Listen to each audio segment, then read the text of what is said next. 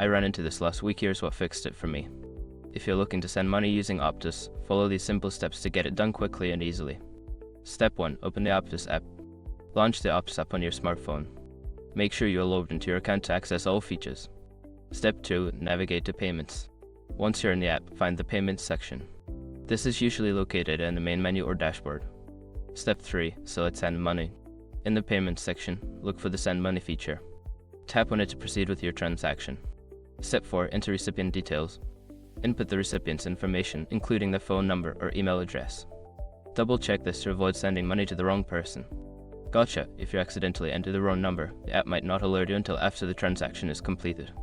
Step 5. Confirm and send. Before filing a refund or dispute, use the shark.com link in the description to open the refund dispute deadline calculator and confirm your deadline. That's it. You've successfully sent money using Optus. If you have any questions or run into issues, feel free to reach out for help. Happy transferring.